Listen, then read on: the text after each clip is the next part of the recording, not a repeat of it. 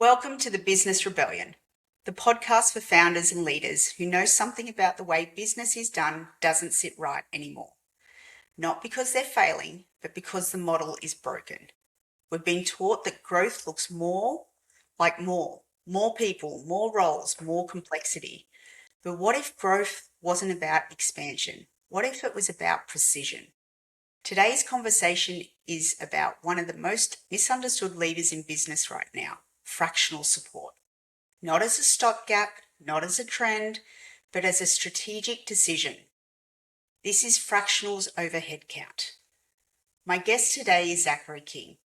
Zach works with founders to rethink how they access capability inside their business, helping them move away from default hiring decisions and toward buying experience in a far more intentional way. What I value about this conversation is that it challenges a very ingrained belief that growth equals more people. Zach, welcome to the Business Rebellion. Kerrie, thanks for having me. I'm excited to be here. Excellent. So I'm excited to chat about this because we're both in a similar space. So it's good to kind of get it out there. And hopefully we don't ramble too much for everybody. I'm not promising that at all. That was not part of the agreement. I'm here to ramble. So for people who don't know your work yet, what kind of businesses usually start exploring fractional support? Yeah, so I work pretty much exclusively with companies who are looking for fractional support in the go-to-market space. Started doing it about 4.5 years ago-ish and started working primarily in sales. But one of the things that I noticed was in companies at the kind of early or high growth stage that I tend to work with, they're less interested in perhaps the traditional silos of sales, marketing, customer success, whatever that looks like. They just want customers coming in one end and revenue coming out the other and make it all work in the middle. So coming in as an embedded fractional for 1 or 2 days a week with high growth companies who are looking to streamline their go to market is exactly where I sit. Yes. It's a very unique kind of niche, I think. There's not very many in that space. So what kind of is typically happening in a business when they realize hiring full-time might not be the right first move?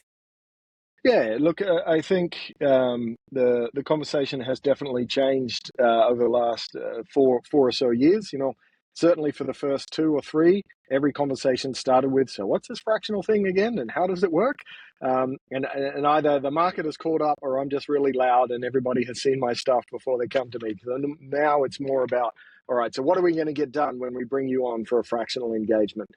So generally, the types of companies that I see have got some sales runs on the board.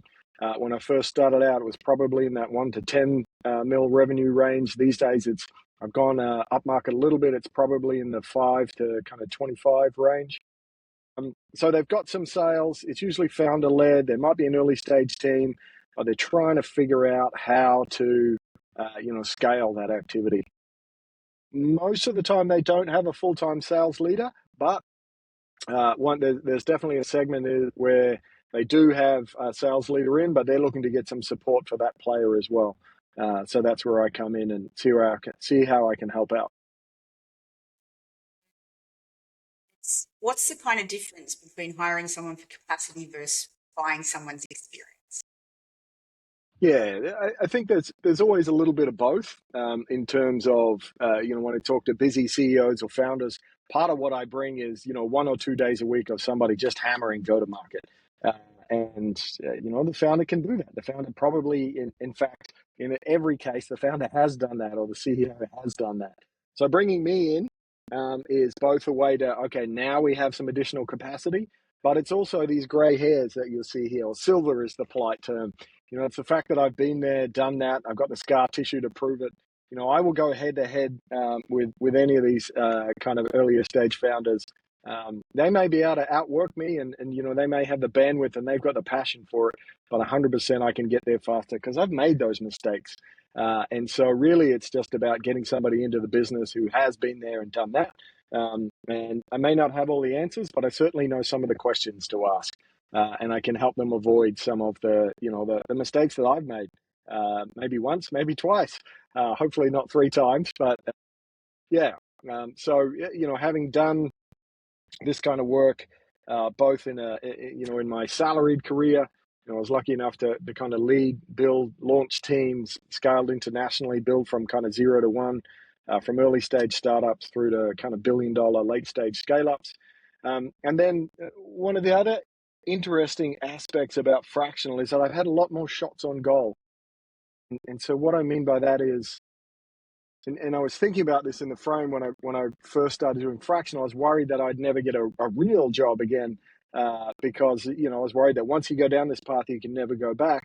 But hand on heart, I'm a much better operator now from having done this from the last 4 years, because it took me 15 years to get 3 shots at three times of driving and building go-to-market teams. But in the last 4 years, I've done it, 25, 30 times, and I've advised another 40 or 50 teams. It's just a pure execution focus. And so, you just get more experience at doing that. So it means that I've done it a lot more than most full-time operators, and certainly more than most founders and CEOs. How good is that for acting? 100%. Yeah. And it's just really focused. It's like, what's going to move the needle? I've only got 1 or 2 days a week. What's going to push this forward? What can I do in a short amount of time to really drive this forward? None of the extra noise and the politics that go with it when you're in a much bigger company in a full-time capacity, and it's all about execution. I That love that. politics question comes up a lot. I've spoken to a lot of fractionals. I run a fractional community, and we can get into that if you like. But having spoken to more than 1,000 fractionals in the space, that point around, there's no politics. Most people who go into the fractional way of life have got 15 or 20 years experience. They've been there, they've done it. They're too old, man. I'm just too old to do the politics anymore. I just want to do the work. Yeah, yeah, I love that. And why do you think founders default to headcount before they think about capability? Because I think it's the way that things have always been done. If you the traditional model was, if you need to grow, you hire more people. It's you throw resources at it, and I think the flip side to that was, while some functions like fractional CFOs have been around since the dawn of time, everybody's very used to working in that model. You may, as an early stage company, you may only need a CFO 1 or 2 days a week. But if you needed some help with your sales or your go-to-market, you're here, and you just need to get to that next kind of inflection point. The choices were either figure it out yourself, hire someone in, and that's a big decision. Like, particularly if you're hiring a head of sales, you're talking about $300,000-400,000 plus options, plus benefits, plus super. It's a big decision, and it's a big time investment. So And 40% of them fail. that's right. Yeah, totally. And you don't know. Like, it'll take 18 months for you to kind of correct a wrong hire in that space. And Yeah, so the opportunity cost there is massive as well. So, yeah. yeah. So where do you see founders overestimating what a full-time hire will solve? I think it's the safe option. Do you know what I mean? And I think people look at it and say, oh, they look at the price on a day rate and said, oh, I can hire a full time mid level or a junior for that. Like, yeah, you can, but they're not going to get you what you need, which is strategic direction. Build out the process, build the engine, build the frameworks to get you to that point where you can start to run that engine. And particularly in the world of AI now, I think that's the other big factor in all of this. If you've come across anything that I've written online or live in the last couple of years, you'll have heard me say the future belongs to experienced operators armed with context-heavy AI tools, absolutely smashing productivity. That's kind Yeah, of my mantra. yeah. And I think that's a very good description of fractionals armed with these wonderful new AI tools. Favorite being Claude. You've got me hooked too now. Thanks a lot. Oh, nice. You've been Claude pilled? I love it. I love it. Downloaded it the other day. I'm like, I'll give it a go, and 5 hours gone. Ran out of credits. Like, it's so it's so addictive. It's like a combination between a puzzle and a video game, and you got to level up, and then you got to get past this thing, and now I can do that. What else can I do with it? It's amazing, no, right? no. Yeah. Yes, very addictive. So, um, one of the things that you touched on there is obviously that the hires, like a full-time hire compared to a fractional, can often seem like the same kind of monetary value. I wouldn't say expertise value, but what kind of pain does it cause if they actually go full-time lower level compared to bringing someone like yourself in? Yeah, I think it really comes down to what are the requirements of the company at that stage, and having a good understanding of what exactly the company needs. If you need somebody to hit the phones and book meetings and close deals 5 days a week, I'm not your guy. Like, that doesn't make any sense at all. That's not the right application. And quite often where I think people get confused is people will say, well, a fractional is never going to have the passion or the commitment of a full time. Like, well, they shouldn't. You're not comparing a full time, call a head of sales a full time CRO or a fractional CRO. If you need a full time and you can afford it, hire a full time. That doesn't make any sense. If you're looking at, okay, well, I can either do nothing and do this myself, or I can hire a junior person, or I can hire a senior person to come in like me on a fractional basis for 2 days a week for 3 months and do a sprint. It really depends what you're trying to get out of it. And for me to come in and do a sprint like that, there are generally a couple of areas that we'll work on. We'll look at holistically your go-to-market strategy, and that's things like what's your value prop, your ICP, your channel, your tech stack, your sales process. We'll do a gap analysis. We'll see what's working, what's not. We'll figure out what's in the sprint, and then we'll go hard at that.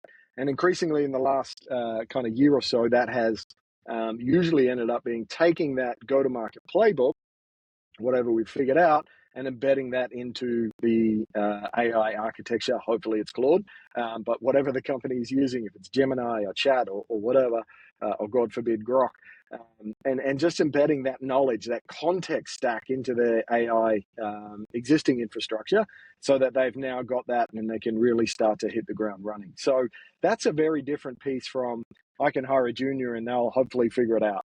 And in fact, it's very common for me to get a call from a founder or a CEO, and the story is something like, we're ready to scale. I hired a BDM. They did it for 6 months. It just didn't work out. They weren't closing any sales. And when you dig into that, what turns out is, the founder's been doing everything. There's no documentation. There's no playbook. The poor old BDMs have just been thrown into it. And here's our CRM. Go and close some deals.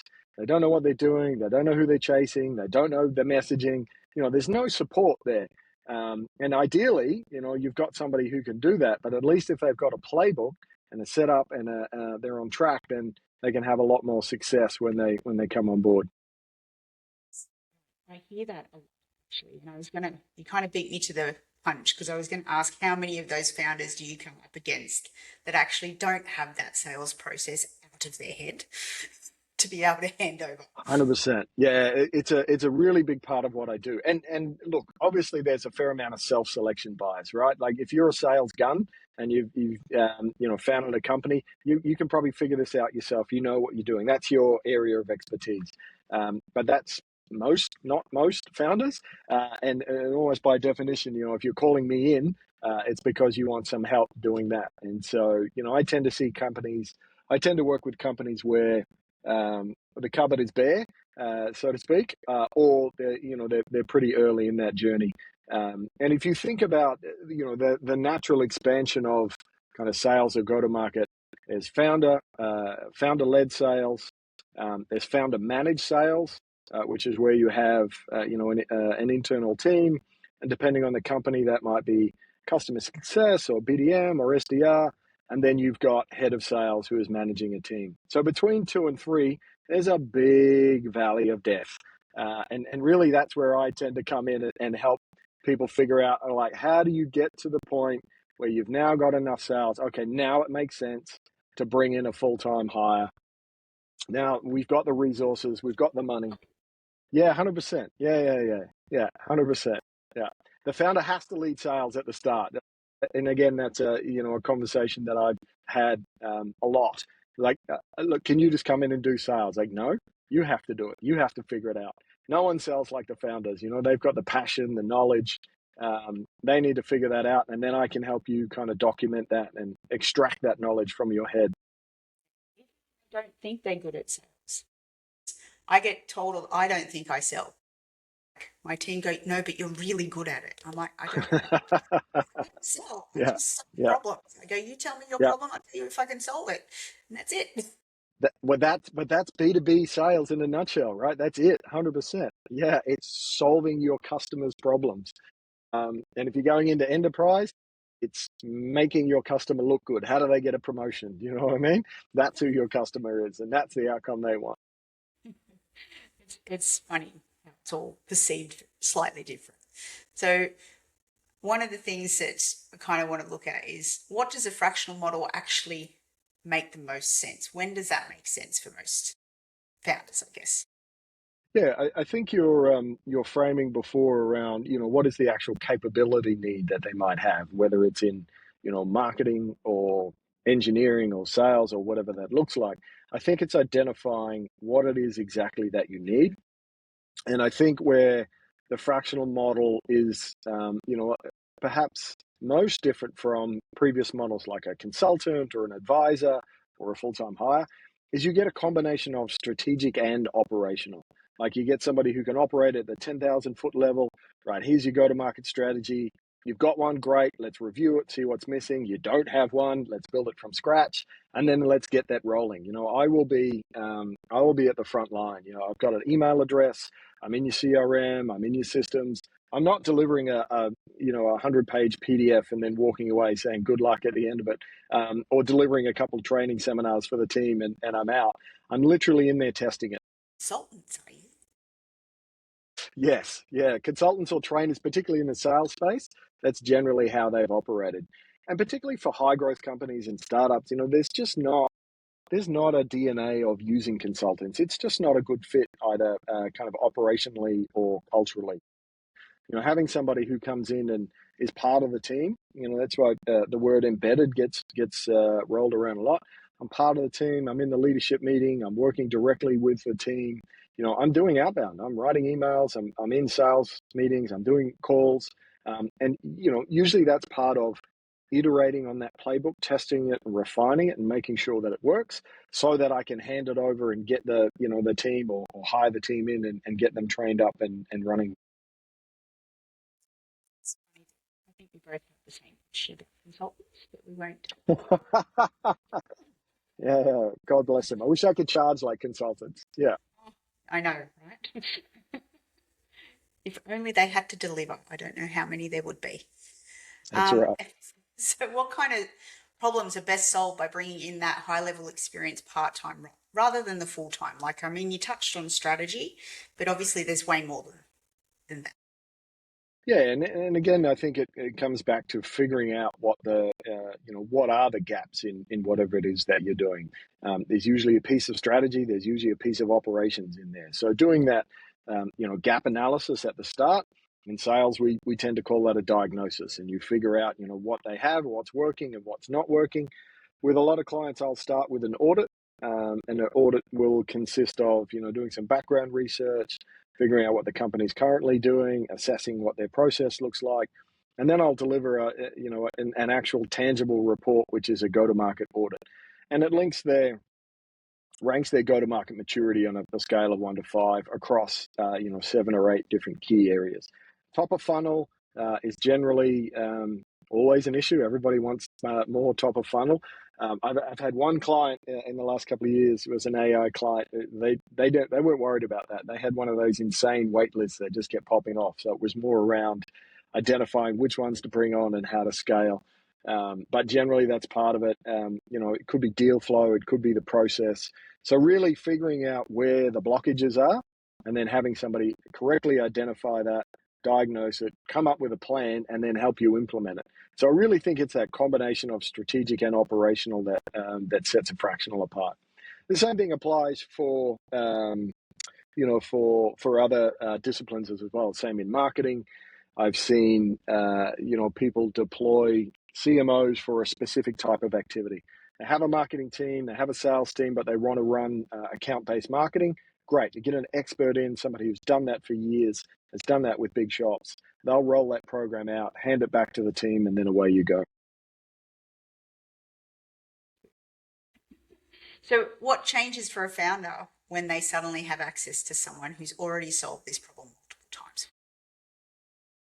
Yeah, the thing that if you strip it back to the basics, like you're asking here, I think that ultimately what a fractional provides to a founder or CEO is time, because not only are they not spending a day a week on go to market now because we've got that additional bandwidth, it's moving faster, and they're usually setting up uh, the framework for it to continue to expand, whether that's through hiring or just continuing to run the engine. So, a founder or CEO, there's always other things to do. They got a million balls in the air. They're trying to figure out which one moves the lever. Okay, great. I've hired someone in. They're going to run that. Okay, good. I don't need to worry about that. I'm going to focus over here. Something else needs my attention. To jump. 100%. Yeah, 100%. And one of the ways that reflects that I've noticed is there's a lot more attention when hiring a fractional. There's a lot more focus on is this person a good cultural fit, as opposed to the technical or the capability side. And my current working theory on that is it's almost table stakes for a fractional exec that you can do the work. You've got 15 or 20 years experience. You've done it before. That's why they're hiring you. So let's just assume that you can do the work. And then it becomes a question of what's it going to be like working with this person? Is it a good experience? Does their approach fit? Will the team enjoy working with them? So most of the consideration that I go through as a fractional when I'm being vetted, I think tends to focus on that rather than you can see my story, you can see what I've done, you can see my skills and my capabilities. Okay, what's it going to be like working with this guy? Okay, seems like a good fit. Let's get him in. Or not. This guy looks like a nightmare. No way. Let's find someone else. Whatever, whichever way it goes. Yes, 100%. Yeah. It definitely goes both ways. Not my clients though. They're all exceptional. Maybe some of yours. Lucky. Well, we don't have those clients either because they don't get it past the gate. You do, like, that's one of the things that comes with experience, Kerrie. Absolutely. Like when you're first starting out, and certainly for me, it's just who you work with. Anyone who wants to work with me and will pay me, I'll work with them. But you very quickly learn that that's not a sustainable strategy. It's not a sustainable approach. So yeah, you learn to identify very quickly that where it's a good fit and it's not, from both sides. And I'm Yeah. pretty, again, I'm old. I don't got time for that. I'll just say no. This is not the right place. Yeah. So do you think some founders hesitate to bring in like a senior fractional support because it challenges their identity? You ever Um, get that? I not directly. I've never had anyone who's self-aware enough to express it like that. I think it's probably more common. People get a bit scared by the approach, and they'll say something like, "Oh, I think we're just going to hire a full-time." Like, okay, that's the path you want to go down. That's fine if you've got the requirement. Like if you need a head of sales who's going to be there 5 days a week, and you can afford it, then go hire a full-time. I'm not the right fit. I've had that friction with existing sales leaders, and usually it's fairly junior people. It's usually like individual contributors. This is their first management role, and they get very defensive. They're like, "Oh, I don't know this." They might know more than me. They're a threat to my job, and 100%, it's the complete opposite. In that instance, it literally is my job to make you look good and to get your numbers racing and to make sure your team is humming. Like that's my job, and you can see it with seasoned campaigners who have been around. Quite often, they're the ones who will bring me in and say, "Hey Zach, look, we've got this part; it's working well. Maybe it's the AI-powered go-to-market system. We want to move that way. Let's get you in for a sprint, and you can help us get set up."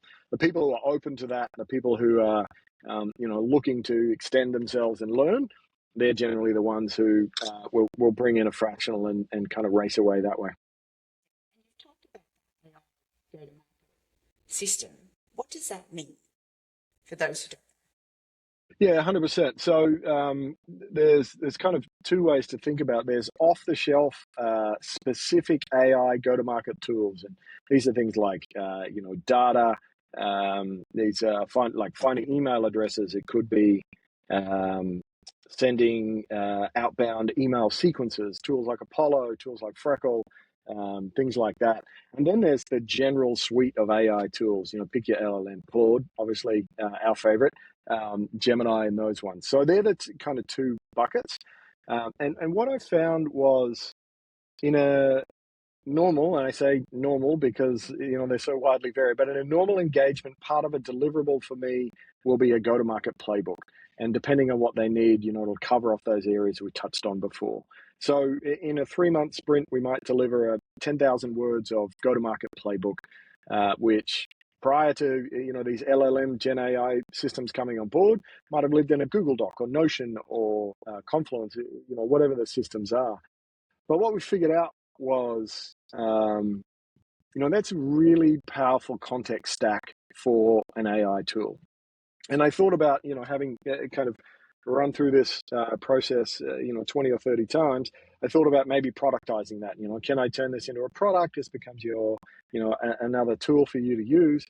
But the frontier models are moving so quickly that it makes no sense. And one of the really interesting things is they all run on text files. They run on Markdown, which is just another form of text file. So we took that 10,000 words and we figured out the least amount of friction to really supercharge their use of AI is to take that 10,000 word playbook, and at the very base level, you just give it to Gemini, turn it into a notebook, get it into Claude and make a project out of it. And now it's got all of this wonderful context. It knows what to say. It knows how to handle objections. And so your team can use this as a sales co-pilot, and it becomes embedded in your system very, very quickly and very, very easily. So it's usually a combination of, what's your go-to-market stack with the tools that you might need, and then how can you use the knowledge that we may develop or that you have internally in the company, again, getting it out of the founder's head, giving it to the machine, and that becomes a really powerful way to kind of supercharge how you're using AI internally. We do a lot of the whole getting it out of his head too.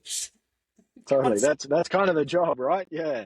When you want to scale, that's literally the job. Yeah. Yeah, have to do, right? Yeah. So a lot of our listeners are running service-based businesses with small teams, usually 5 to 15 or so. And how should they think about layering fractionals into that kind of structure? Yeah, look, I would think it, and I really like your framing of the capability side of things. It's either, you think of it, I guess, in two different ways. There's a fractional as a permanent part-timer, which is generally associated more with roles like CFOs. There are some functions where that's a requirement. HR, I've seen kind of people embed that where it's, yeah, we need a head of HR, but we've only got a team of 10. We don't need them 5 days a week. What if we had them 1 day a week? And that's great. The other way, which is generally where I tend to play, is company is here and they want to get to here. So they need to upskill, they need the process, they need the tools, they need the training, they need to figure out what it is. And so they'll bring me in for a sprint. So it's either a sprint or an ongoing capability requirement. Once you have that, I think just being aware that, you're like, okay, my marketing isn't, needs some work, but we don't want to hire a full-time CMO. We're too small. But what if I could hire a world-class CMO to come in 2 days a week for 3 months, teach us everything that we need to know for our stage, that's relevant for our stage, and great, now that's available. It's a fraction of the cost. It's a fraction of the time investment as well, and it can really move the needle. Like, you see people who are kind of naysaying on the fractional model, and does it really work and does it deliver value? I took a look, and at one point towards the end of last year, 3 of my 4 active clients were repeat customers. And for me, that's kind of the best validation that I could possibly think of. Obviously, the work that I've done before had value because it was enough to bring me back in to do another sprint, to do another round of whatever they were working on. How you talked about the different ways that fractional can work. Right? So you talked about like 1 day or 2 days a week, or the sprints or anything. Like we do it slightly different.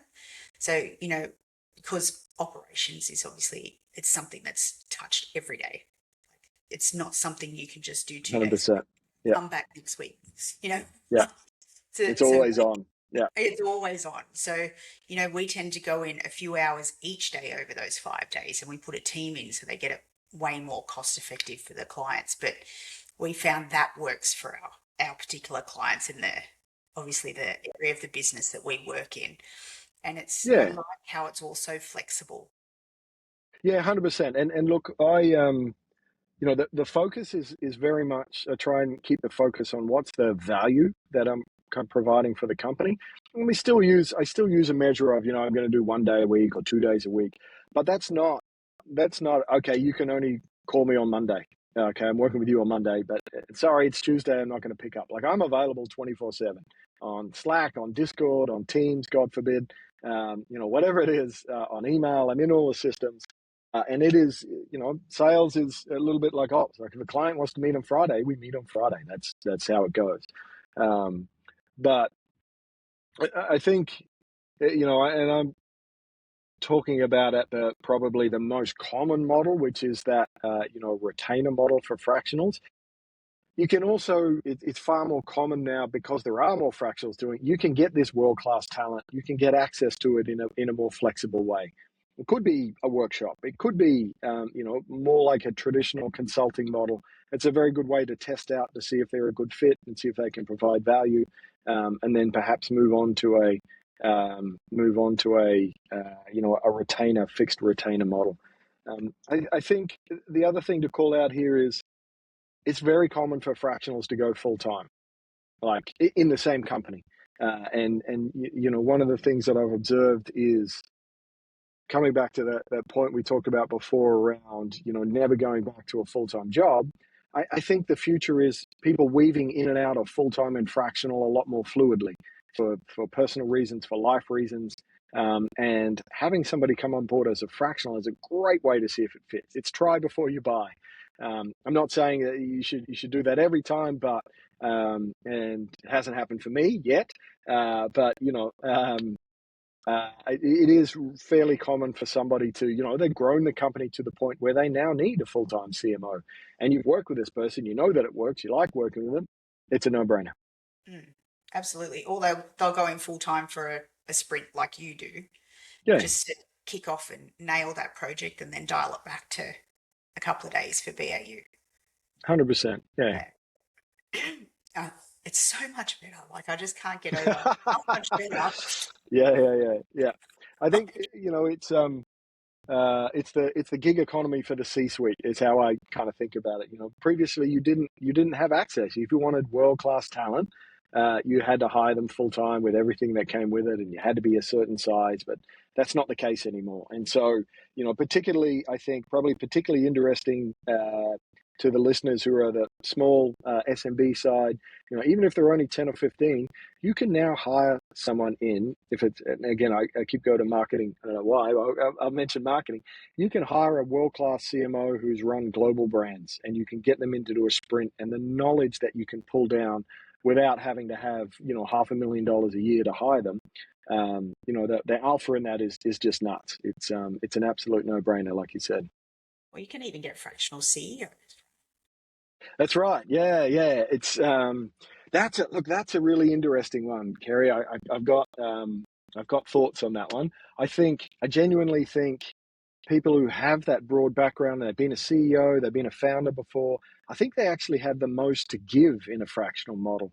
Because if you're a fast-moving small company, 1 week finance is on fire, and the next week it's sales, and the next week it's marketing. And if you've had somebody who's been there and done it, then that's an amazing kind of resource to have, particularly if they're hands-on.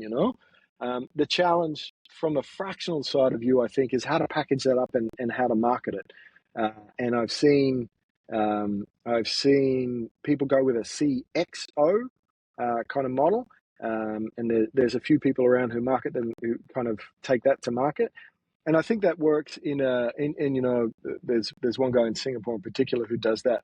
He comes from the bigger end of town where they have a CRO, they have a CTO, a CIO, CRO, they have all of those. So having somebody who can come across and work across a couple of those is great.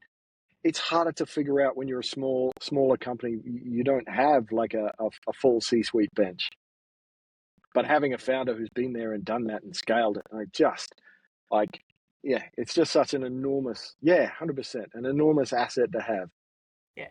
Yeah, that was the one that probably shocked me the most, I think, out of all of the fractionals. Like, could you imagine Mm. the poor buggers left their full-time job where they've had to run one company and now they go and run two a week, like Yeah, yeah, at yeah, that yeah, level. yeah, yeah. It just Pretty makes amazing. Yeah. So can the right fractional support actually reduce founder burnout? 100%. Yeah, yeah, 100%. Yeah, like that's, come back to the point we touched on before around, what a fractional is actually providing is time back for the founder. It's like, it's one less thing to worry about. Like, A, it's a day a week or 2 days a week that you're no longer doing that function. And then B, you've got somebody in there who is world class. And so you're not stressed about it. It's the stress that's the real killer. That's where burnout comes from. So, I think it's absolutely the more flexible approach to applying world class talent. And I keep using that phrase because as part of the community, I see people who are doing this is it's more than I think I've got about 1,200 in the database now. 54% are C level. 18% have been founders of some kind or another. Like if I could show that, like people say, oh, fractional is fractional is the new consultants, people who can't find a full time job. Like, mate, if you could see what I'm looking at, you'd be jumping at it. Fractionals are the future. That's right. Yeah, yeah. I think it actually says that on my shirt. I'll turn around and show you the back of it in a minute. I'm in a booth, otherwise I would. It's funny that you talk about that you give the time back because we often talk about how, you know, we sell relief. I like that. I So, like that. because quite often, when they come to us, they're all tensed up and, like everything's on fire. And then, we start working with them and all of a sudden their shoulders drop, their voice calms, Nice. they Yeah, can yeah, breathe, they're not, yeah, micromanaging because they know it's actually just getting done. yeah. Love it. And I really enjoy that part. Yeah, I love to totally. see that. Yeah, yeah, yeah, yeah. It's my Yeah, and favorite part and one of the and whole and I reasons I do it. nice. Yeah, yeah, yeah. I've got a mate who has a kind of broad background. He's been the CEO before, and he works on a fairly broad remit, primarily operations focused, but fairly broad remit with family run businesses. And he leads with that, and he leads with okay. Tell me about if you had the morning to yourself, what would that feel like? Like you didn't have this trash fire, this burning trash fire, this burning dumpster fire. What would you do? You had 3 hours off to yourself. Oh, I'd go down the beach, or I'd play with my kids, or go for a surf. Like, okay, that's our goal. In 3 months, we're going to check back in, and that's our KPI that I'm going to deliver for you. That you can have the freedom of mind that you can just go, and the business is going to continue to run. You can go for a surf and you can come back in and know that nothing has fallen over. Yep, I that's love it. that framing. Yeah. And then take a holiday. Yeah. That's a stretch goal. Yeah, that's a stretch goal. Yeah, yeah, yeah. Yeah. The first one you've had in like 18 years since running your That's business, right. Yeah. where you don't have to have the phone turned on. So, what kind of risks do you see when businesses scale headcount too quickly? Yeah, I think there's a bunch of different ways that can go, and I've seen that in the fractional space, but also in working for a high growth kind of late stage scale up as well. As you scale, it gets really hard to get kind of consistency and control over the experience. And a big part of what I do to enable that kind of scaling is getting the systems in place, getting the process in place. So that, and again, I'll talk about sales. That when your sales team is out there, that all of them are saying the same thing to their clients. They're selling the same thing. They're on brand. They're being consistent. It's the same approach. That the process is being followed, so that that you can trust in the machine to keep turning and get the outcomes that you want. So it's really about having that underlying infrastructure in place. If you don't have that, then it's just chaos. And then it's just people running around doing whatever the hell they want. And 100%. I think my favorite experience in this was a company brought me in. They said, "Oh, the founder was like, can you have a look at our sales process? I don't think it's as efficient as it should be." And when I went in and had a look, there were 5 salespeople, and they each had their own CRM, a different CRM, like a different tool. And then they would pull that data out, put it into an Excel sheet, And that was what they were using to try and forecast. It was like, okay, mate, you don't have a sales process. Let's start with that. And so, coming back to your point around a fractional CEO, a lot of the time these engagements will broaden out to be as wide as basically the fractional will allow it to be, because sometimes what they think is the problem is just a symptom of something else. So in that case, that was an operations thing, and we had to go in there and clean that up first, and then we could start to build a sales process, and then we could start to have a look at what that might look like. So many. So here's a really interesting angle that I think, a lot of the ones that just, when they start looking at the price of a fractional compared to the price of a full-time hire, this is something that I don't think they really understand. So how can fractionals they end up protecting margin and flexibility during growth? Yeah, 100%. I think the mistake that a lot of people make is they look at it at a month to month and say, well, it's going to cost me $9,000 to get you in. For $9,000 a month, I could get a mid-level in. I was like, you can, but you're committed to that person for 12 months, 18 months. Is that really, do they have the capability to do what you're doing? If you're comparing a full-time hire, then forget about it. To bring me in might cost $27,000 for a 3-month sprint. And then if it's not working out, then I'm gone. Like that's a 3-month. The boundaries of that decision are 3 months and $27,000. If you bring a full-time head of sales in, that's $300,000-$400,000. You got to invest in them. That's an 18-month timeline. If you then decide that's not working out, it's going to take another 6 months for you to hire somebody, find someone to put them in again. You've now lost 2 years and burned $500,000. So the comparison is actually $500,000 or $27,000. Like, that's a vastly different risk profile. Do you know what I mean? You're making a $500,000 investment. You want to get that right, and that means there's a time frame attached to that. You got to bring all your stakeholders in. You got to bring the board. You got to bring the team. You got to let them check around. You got to do your background checks. You're bringing a fractional in. It's like, okay, like most of my conversations close inside 2 weeks. I got a problem. Can you do this? How do you work? Let me talk to a founder you've worked with before. Okay, can you start today? Yep, let's go. It's a vastly different conversation. And and again, coming back to your framework of what do we need from a capabilities point of view, map that out. And I think it becomes a much clearer decision if you're looking at it accurately from that. I think if you look at it properly from that lens, not the normal lens, from the different kind of lens that we're talking about, that whole, even though that fractional may seem more expensive, obviously they've got the expertise to back up that, to validate that kind of expense. But they're actually cheaper long term. 100%. Yeah. They're way cheap. Like, you're talking about 18 months before a full-time hire is at full speed. Well, that's well and truly past their 6-month probation. And then if they're really not that good, it could take you longer than 6 months to get rid of them.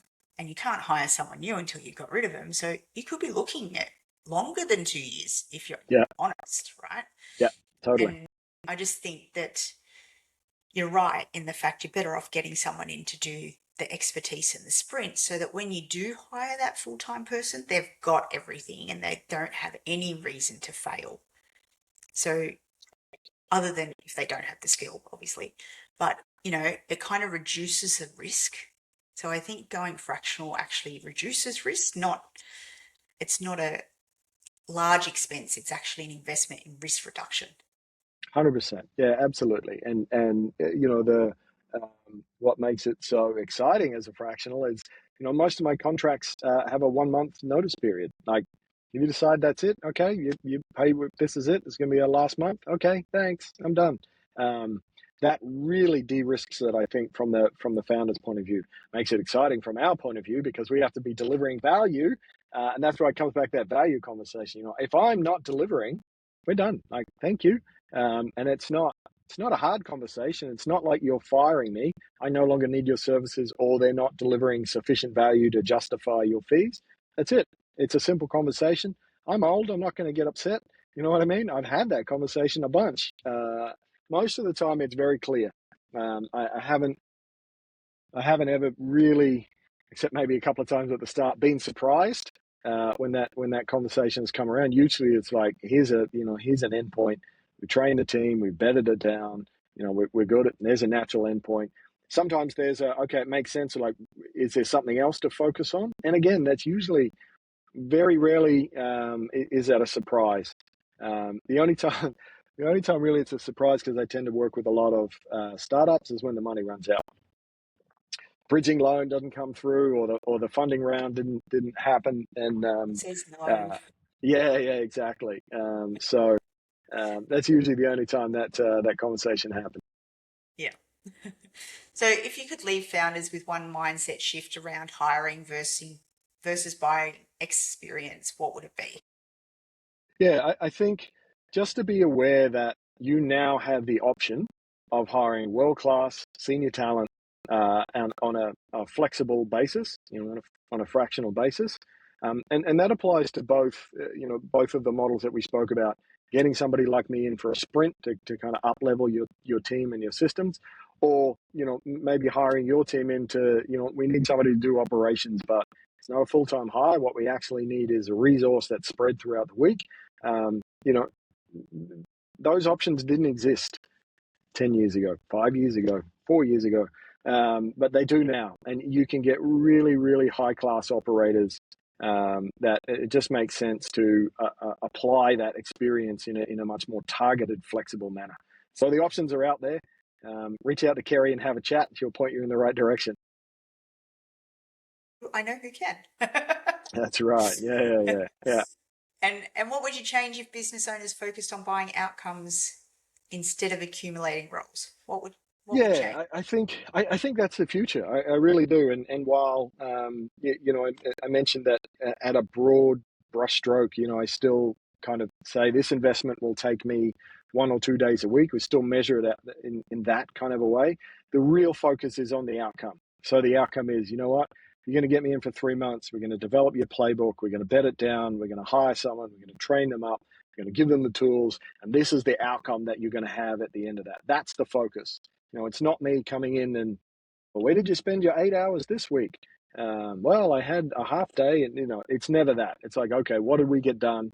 And I think it's very, very important for both sides that you have a weekly stand-up meeting with your fractional when you get one, and say, what did you work on this week, and what are we working on next week?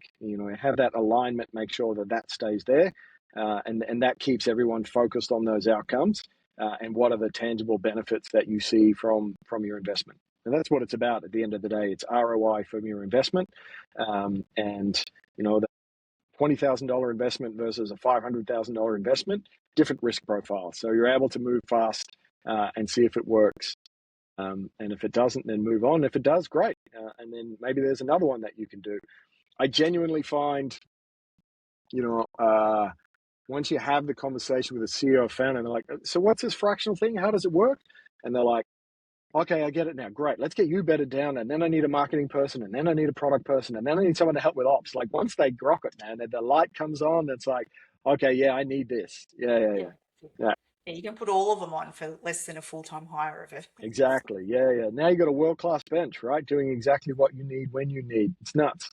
Yeah. That's exactly right. So it feels like smart growth is pretty much all about precision expansion. So I think we've really I love covered that. that well today. Mm.